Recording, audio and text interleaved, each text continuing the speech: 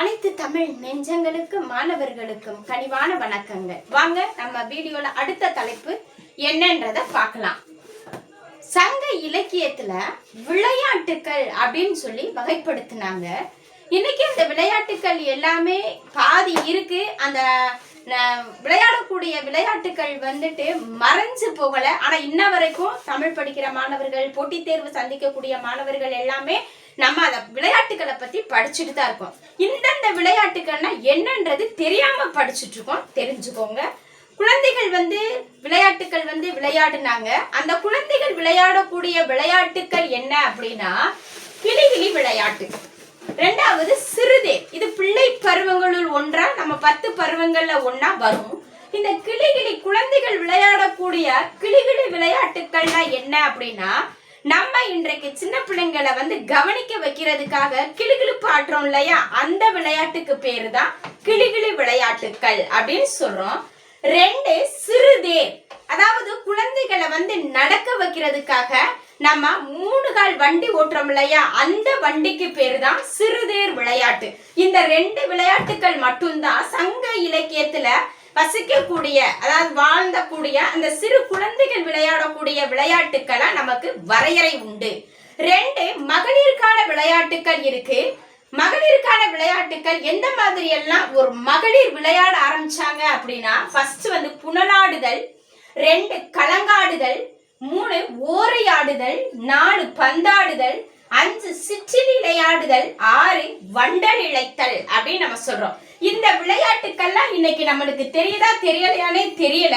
ஆனாலும் இந்த விளையாட்டுக்களை மகளிர் விளையாடி ஆனந்தமான ஒரு வாழ்க்கையை வாழ்ந்தாங்க அப்படின்றதற்கு நம்மளுக்கு சங்க இலக்கியங்கள் சாட்சி பகர்கின்றன. இப்ப இந்த புனலாடுதல் அப்படின்னா என்ன அப்படின்னா, இன்னைக்கும் நம்ம அந்த செவி வழி வச்சு ஒரு கம்பு வச்சு 2 பிள்ளைங்க உட்கார்ந்துகிட்டு ஒரு பிள்ளைய ஓசை எழுப்ப சொல்லி ஒரு பிள்ளை கேட்கிறோம் இல்லையா, அந்த விளையாட்டுக்கு பேரு தான் புனலாடுதல் அப்படின்னு சொல்றோம். ஒரு பிள்ளை ஓசை எழுப்புனதுமே இன்னொரு பிள்ளை செவியில வச்சுட்டு கேட்கும், கத்தும், அதோட மகிழ்ச்சி வெளிப்படுத்தும் இல்லையா, அதுதான் புனலாடுதல். அந்த விளையாட்டுக்களை மகளிர் விளையாடுனாங்க. 2 களங்காடுதல், மகளிர் இந்த அதாவது இன்னும் நம்ம பார்த்தோம் அப்படின்னா கிராமங்கள்ல எல்லாம் சொல்றாங்க, காய்ச்சக்கா, மாச்சக்கா, வசம்பு இதெல்லாம் குழந்தைகளுக்கு கொடுக்குறாங்க. அந்த கலர்ச்சிக்காய வச்சு மகளிர் என்ன செய்யறாங்க அப்படின்னா களங்காடுதல் விளையாட்டை விளையாடுறாங்க. இன்னைக்கு நம்ம 3 கல்லை வச்சு அந்த கல்லை வச்சு காய் நகர்த்துவோம். அதே மாதிரிதான் மகளிரும் அந்த காய வச்சு காய வச்சு விளையாடி ஆனந்தமாக பொழுதை கழித்தனர் அப்படின்றதற்கு ஒரு சாட்சி. அடுத்து ஓரையாடுதல், கடற்கரை மணலையும் சரி ஆற்றங்கரை மணல்லையும் சரி ஓரையாடுதல். பெண்கள் தங்களுடைய மகிழ்ச்சியை ஓசைய எழுப்பக்கூடிய விளையாட்டுக்கு பேரு தான் ஓரையாடுதல் அப்படின்னு சொல்றோம். பந்தாடுதல், இடுபந்து, எரிபந்து இத வச்செல்லாம் மகளிர் பந்து முதலியன விளையாடி மகிழ்ந்திருக்கும் வேளையில் ஒரு காப்பியங்கள் சொல்லும்.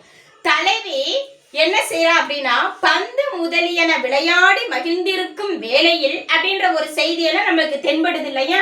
அப்ப பந்தாடுதல் அப்படின்றது இடுபந்து, எரிபந்து இதெல்லாம் வச்சு விளையாடுறாங்க. இன்னைக்கும் நம்ம எரிபந்து 7 ஸ்டோர் அப்படின்ற ஒரு விளையாட்டை இன்னமும் நம்ம விளையாடிக்கிட்டு தான் இருக்கோம். அதே மாதிரி இந்த பந்து வச்சு இன்னைக்கு நம்ம சின்ன குழந்தைங்கள்ல இருந்து பெரிய பசங்க பிள்ளைங்க எல்லாருமே அந்த பந்த விளையாட்டுக்களை நம்ம விளையாடிக்கிட்டு இருக்கோம். சரிங்களா. சிற்றில் விளையாடுதல், அதாவது மணல்ல என்ன செய்யறோம் அப்படின்னா வீடு கட்டி, கடற்கரை மணல்ல எல்லாம் இன்னைக்கெல்லாம் நம்ம எல்லாம் கடற்கரை போயிட்டு இருக்கோம். கடற்கரை போன உடனே நிறைய மணல் கடந்த உடனே நம்மளுக்குள்ள ஒரு சந்தோஷம் ஏற்படும் இல்லையா. அந்த மணல்ல, கடற்கரை மணல்ல தண்ணி ஊத்தி நனைச்சு என்ன செய்யறோம் அப்படின்னா காலை வச்சு வீடு கட்டி அந்த விளையாட்டை மகளிர் ரொம்ப ஆனந்தமா விளையாடி இருக்காங்க அப்படின்றதற்கு சாட்சி தான் வண்டல் இழைத்தல். அதுவே அந்த மணல்ல என்ன செய்யறாங்க அப்படின்னா, இன்னைக்கு நம்ம அதை களிமண்ணால செஞ்சு இன்னைக்கு பானை, குடம், அம்மி, சின்ன பிள்ளைங்க எல்லாம் வீடு கட்டி மகிழ்றாங்க இல்லையா. அதே மாதிரி அந்த மகளிர் என்ன பண்றாங்க அப்படின்னா சின்ன சின்ன பொம்மைகள், உருவங்கள் செஞ்சு அந்த உருவங்களுக்கு பூச்சூடி மகிழ்ந்திருக்காங்க. இதுதான் ஒவ்வொரு விளையாட்டுக்கும் ஒவ்வொரு கருத்து. இந்த மாதிரியான விளையாட்டுக்களை மகளிர் விளையாடி சந்தோஷமாக தங்களுடைய வாழ்க்கையை வாழ்ந்தனர் அப்படின்றதற்கு சங்க இலக்கியங்கள் சாட்சி. நம்ம வீடியோ உங்களுக்கு பயனுள்ளதா அமைஞ்சிருந்துச்சுன்னா என்னோட சேனலை நீங்க சப்ஸ்கிரைப் பண்ணுங்க, லைக் பண்ணுங்க, ஷேர் பண்ணுங்க, கமெண்ட் பண்ணுங்க. நன்றி, வணக்கம்.